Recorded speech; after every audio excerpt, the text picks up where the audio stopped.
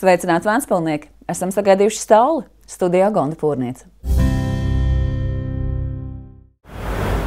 Ventspils dome šonedēļ nolēma neturpināt projektu ar nosaukumu Nacionālās nozīmes industriālā parka būvniecība Ventspilī, kur bija iesniegts pieteikums Eiropas Savienības kohēzijas politikas programmās par summu 10 miljonu eiro. Šāds lēmums pieņems, jo projekts apdraudētu pilsētas kopējo budžetu. Projekts sastāvēja no divām daļām. 2023. gada aprīlī pašvaldības iestāde Ventspils osta sagatavoja un iesniedza projekta iesniegumu Centrālajai finanšu un līguma aģentūrai, laikā, kad notika projekta iesnieguma atlase. Eiropas Savienības līdzfinansējums bija solītie 10 miljoni, kas tiktu piešķirti ar augsta riska nosacījumiem. Vienu projekta daļu jāīsteno pašvaldībai, bet otra privātiem komersantiem. Pašvaldības atbildība projekta ietveros ir infrastruktūras sagatavošana, tostarp būvprojekts, iepirkums, būvdarbi, kā arī projekta līdzfinansējums. Projekta daļa, par kuru atbild pašvaldība, šobrīd ir sagatavota īstenošanai, bet otra daļa kļuva problemātiska. Saskaņā ar projektu noteikumiem komersantiem jānodrošina jauna darba vietu izveide un jāveic vairāk 10 miljonu eiro nefinanšu investīcijas. Šo daļu pašvaldība nekā nevar ietekmēt. Ja komersantu darbības rādītāji netiktu sasniegti, tad pašvaldībai jāatmaksā vai nu viss saņemtais Eiropas Savienības līdzfinansējums vai daļa no tā.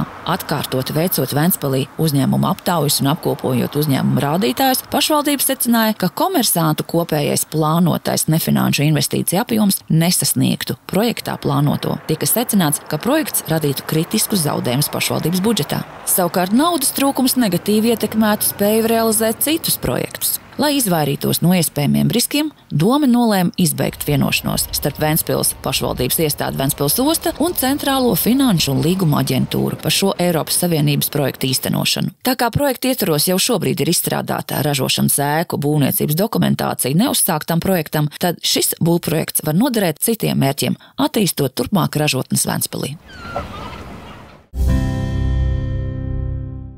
Ventspils aprūpes centram Selga ir ļoti laba reputācija. Ļaudis stājas rindā, lai varētu izmantot šo pakalpojumu, un tieši šobrīd notiek 4. stāva remontdarbi, kas pieļaus vēl lielāku pakalpojumu pieejamību. Ventspils pensionātā Selga 4. stāvā notiek vērienīgi remontdarbi. Iepriekš šeit atradās bērnu nams, taču pēc tā pārcelšanās uz jaunām telpām atbrīvotā platība tika nodota pensionāta vajadzībām. Šīs telpas tiks pārveidotas līdz nepazīšanai, tiks iekārtotas modernas paaugstināt komforta dzīvojamās istabas, īpašu uzmanību pievēršot ērtu apstākļu radīšanai nākamajiem iemītniekiem. Protams, ka mēs vienmēr esam zinājuši, ka te būs arī jauna aprūpes nodaļa, arī senioriem vai cilvēkiem ar funkcionāliem traucējumiem, un tad tas sapnis pamazām īstenojas. Šajā stāvā tiks ierīkots vairākas sanitārās telpas. Kopīgi ēdamzālē ir iespēja gatavot pašiem, kā arī plaša atpūtas telpa. Iemītnieki varēs pavadīt laiku kopā, rīkot brīvā laika aktivitātes un vienkārši socializēties. Tiks izveidots arī atsevišķs kabinets fizioterapeitam vai ergoterapeitam. Visās istabās būs funkcionālās gultas, skapi, galdi, krēsli, ergonomiski naktskapīši, ko var transformēt par galdiņiem, ko pie gultas var pielikt. Tā kā ir, tā kā ērti cilvēkam. Katrā istabā būs televizors, trauksmes poga un pieeja internetam. Remontdarbu pasūtītājs ir pašvaldības Ventspils nekustamā īpašuma, bet tiesības veikt darbus konkursā ieguva firma Tikem. Atsevišķas telpas ir pārplānotas. Piemēram, ir apvienotas istabas, lai izveidotu plašus divvietīgus numurus. Statistika liecina, ka lielākā daļa klientu izvēlās tieši divvietīgus numurus. Tāpat tiek mainītas komunikācijas, elektroinstalācija un ūdensvadi, lai katrā istabā varētu uzstādīt izlietni. Segums būs linolejs dažādos toņos, lai mazliet arī istabiņas atšķirtos viena no otras, kas arī ir ērts cilvēkiem. Šobrīd pensionāts ir paredzēts 140 klientiem, bet pēc jaunā korpusa nodošanas eksploatācijā šeit būs 163 vietas. Papildu 23 vietas palīdzēs mazināt ilgadējo rindu, jo pakalpojumu pieprasījums vienmēr ir pārsniedzis piedāvājumu. Jau šobrīd tiek saņemtas pieteikuma anketas par dzīvošanu jaunajās telpās.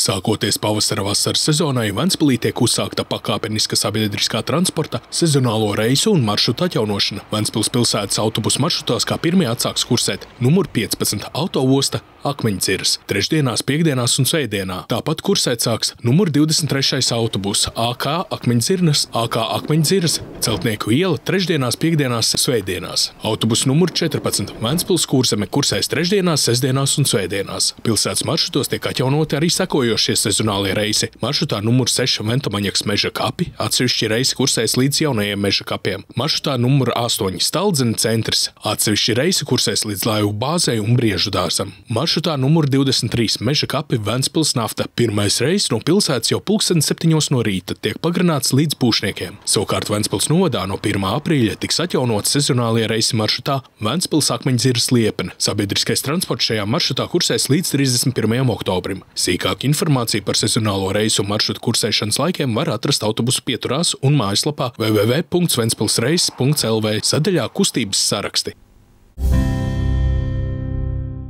Kad Ventspils pilsēta uzsāka programmu Mazuļiem draudzīga pilsēta, tad tika apzināti bērnu vecāki, lai saprastu, kas gan nepieciešams mūsu pilsētā jaunai paaudzei un ģimenēm, lai izvēlētos par dzīves vietu mūsu pilsētu.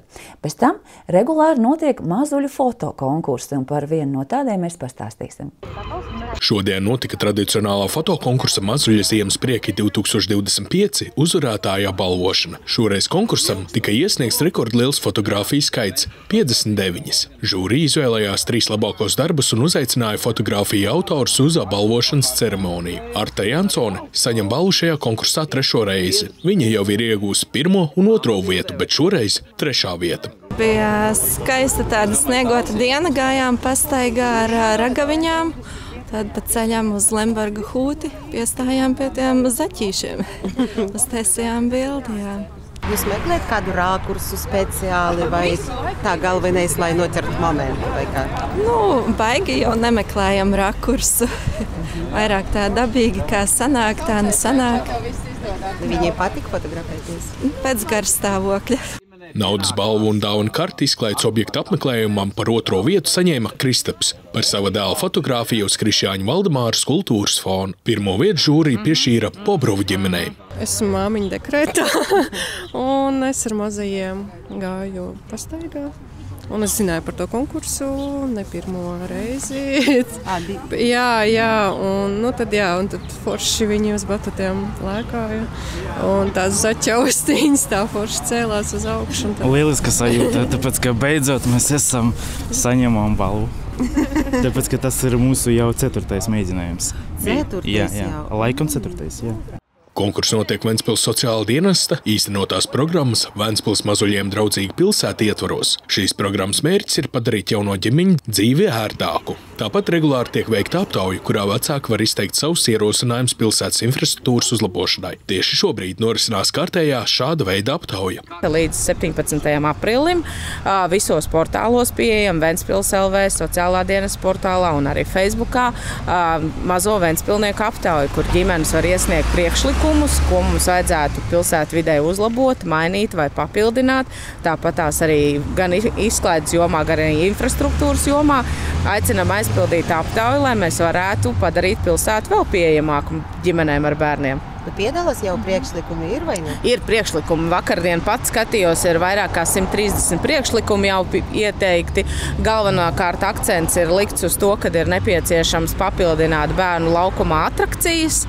Tas bez šaubām. Un tāds lielākais, kas vēl ir prasa, ir to, lai būtu tiesa gan pusauģiem, te nav runa par bērniem, bet pusauģiem izklaides parks zem jumta. Un iepriekšējos gados jau tātad, kas ir izdarīts galvenokārt?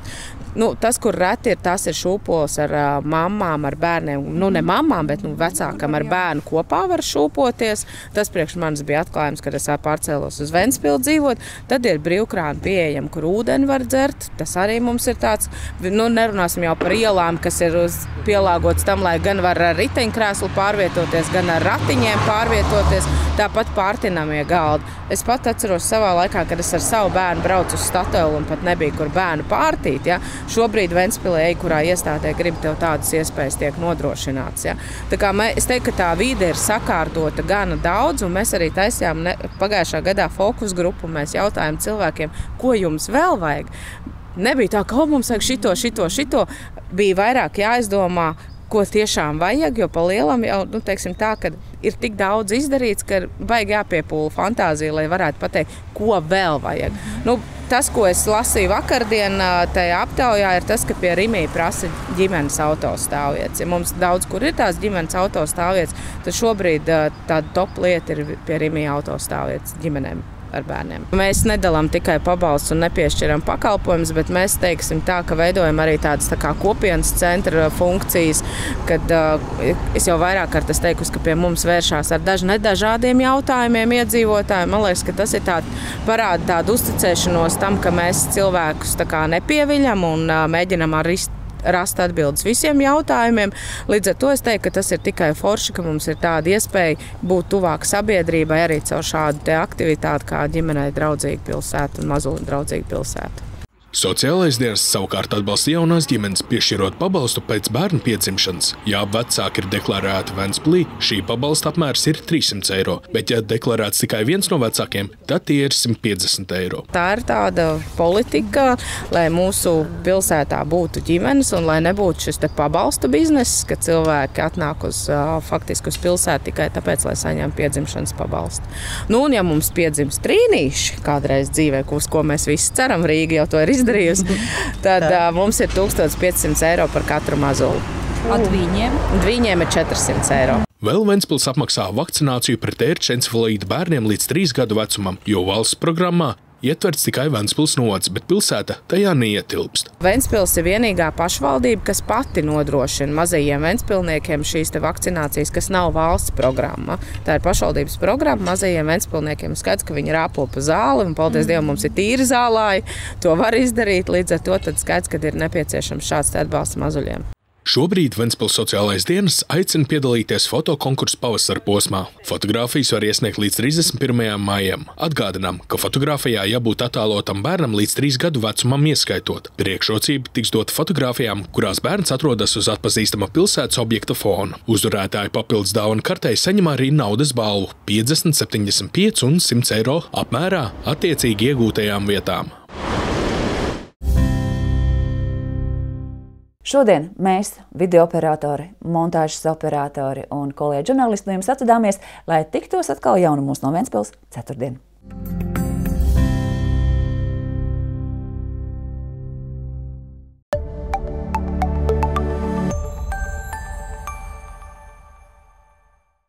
Svētdien 6. aprīlī aicinām visus dabas draugus uz putnu būrīšu izgatavošanas talku. Bērnu pilsētiņā 11, bet bērnu parkā Fantāzija pārventā 3 pēcpusdienā, kur sanākušos talkotājus uzmundrinās Jogdaras UFO un popgrupa Jūras akmentiņi. Talkošanas vietā būs pieejams viss nepieciešamais - būrīšu izgatavošanas pamācība, kokmateriāli, zāģi, āmuri, naglas, bet aicinām ņemt līdzi arī savus darba instrumentus. Izgatavosim jaunas mājvietas strazdiem, zīlītēm un zvirbuļiem. Putnu būrīšu varēs ņemt līdzi un izvietot savā dārzā, bet varēs nodot arī pilsētas parkiem.